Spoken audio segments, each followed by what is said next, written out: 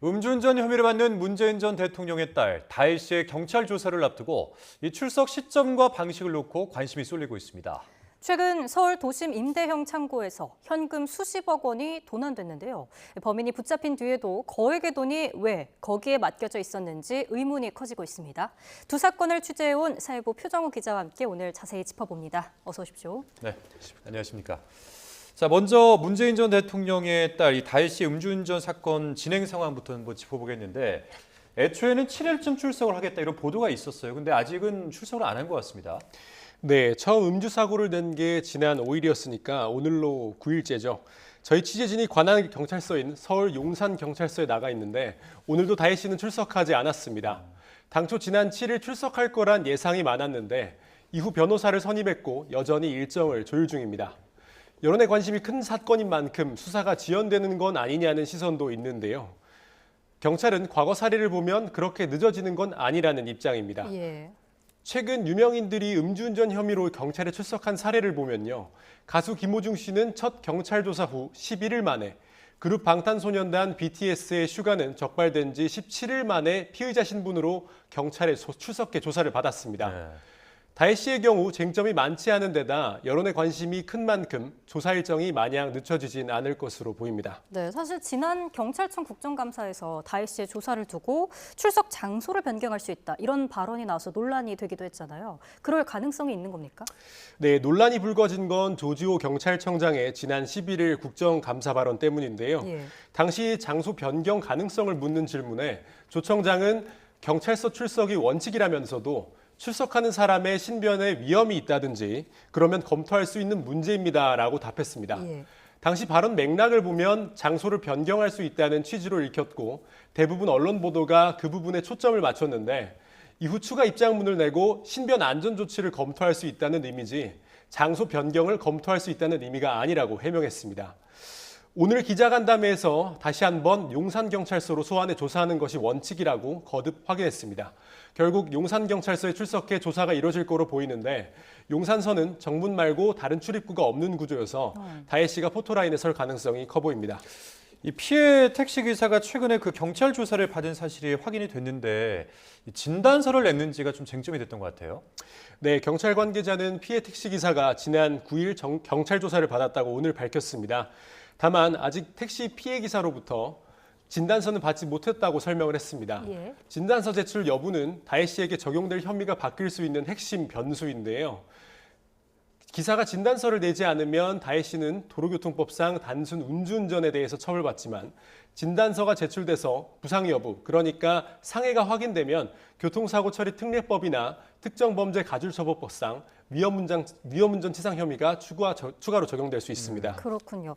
피해자 택시기사 이 상해 진단서 제출 여부가 정말 핵심 변수가 될 것으로 보이고요. 다음 사건도 짚어보죠. 서울 도심에 있던 창고에서 현금 수십억 원이 도난된 사건입니다. 이게 어떤 건지 먼저 시청자분들께 설명 부탁드립니다. 네, 사건이 벌어진 건 지난달 12일 저녁 서울 도심에 있는 임대형 창고에서였습니다. 예. 임대형 창고는 쉽게 말해서 일정 기간 돈을 내고 짐을 맡기는 곳인데요. 여기에 한 고객이 보관해둔 현금 68억 원이 감쪽같이 사라졌습니다.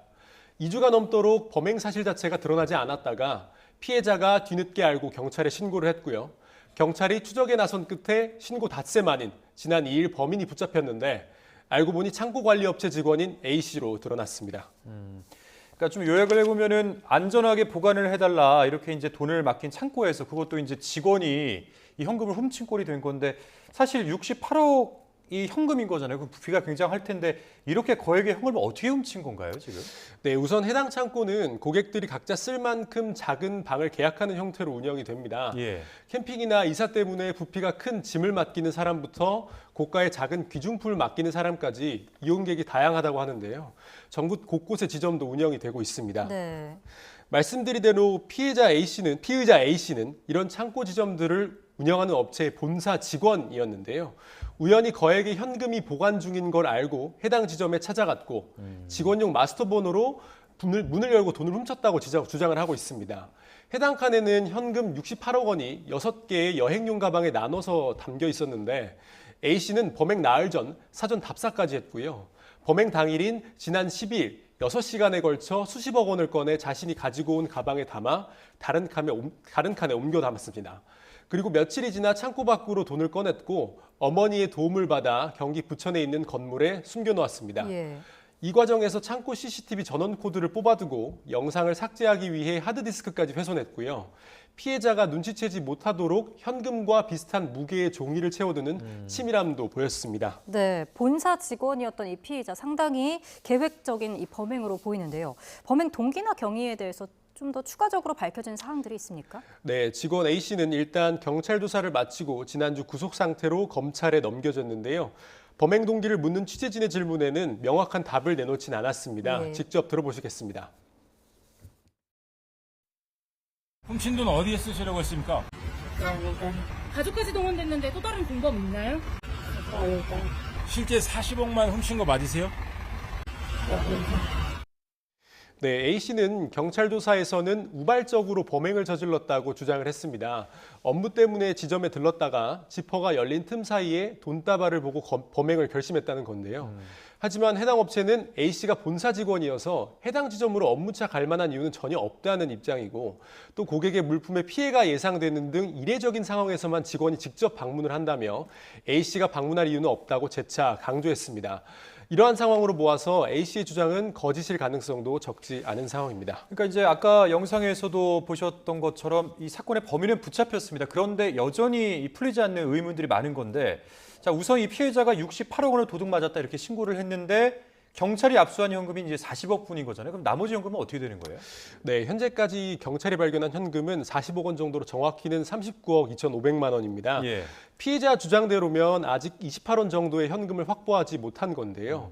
반면 A씨는 자신이 40억 원 정도만 훔쳤고 나머지는 모른다고 진술하고 있습니다. 문제는 어느 쪽 얘기가 맞는지 입증할 증거가 뚜렷이 없다는 건데요. 경찰은 우선 피해자 진술, 그러니까 애초에 68억 원을 맡겼다는 주장에 무게를 두고 A씨가 20억 원 넘는 돈을 다른 곳에 숨겨둔 건 아닌지 수사를 이어가고 있습니다. 네, 피해자는 참 답답할 것 같습니다. 돈 행방뿐 아니라 지금 출처도 오리무중인 상황인데요. 피해자 A씨가 범행 뒤에 수상쩍은 메모를 남겼다면서요? 네, 은행도 금고도 아니고 왜 공유형 창고에 돈을 보관해야 했는지 굉장히 의문이 들 텐데요. 예.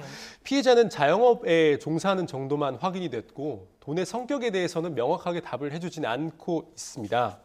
특히 A씨가 돈을 훔친 뒤 가방에 남긴 의미심장한 메시지가 의문을 키우고 있는데요. 예. 쪽지엔 내가 누군지 알아도 모른 척하라. 그러면 나도 아무 말 하지 않을 거라는 내용이 적혔는데 범행이 들키더라도 피해자가 신고하지 못할 만한 이유를 알고 있다며 협박하는 모습입니다.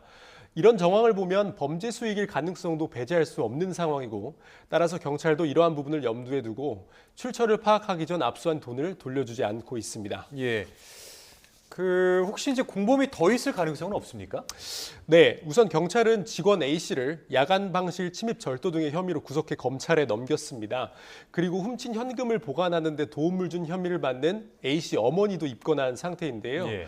두 사람 말고도 평소 피해자에게 맡긴 돈을 찾아다가 주는 전달책 역할을 하는 30대 여성도 있는데요. 이 여성이 최초로 돈이 없어진 걸 발견했는데 창고에 방문한 날짜 중 하루가 직원 A씨가 범행 답사차 방문한 날과 같고 사건 초기에 진술을 번복한 부분도 있어서 경찰이 추가로 조사를 하고 있습니다. 예. A씨의 범행 동기부터 사라진 돈의 소재, 거액의 출처까지 풀리지 않는 부분이 많은 만큼 경찰은 모든 가능성을 열어두고 수사할 계획이라고 밝혔습니다. 네, 말씀하신 대로 뭐 범행 동기, 사라진 돈의 소재, 뭐 이런 부분들이 어떻게 밝혀질지 끝까지 한번 지켜봐야겠습니다. 지금까지 사회부 표정우 기자였습니다. 고맙습니다.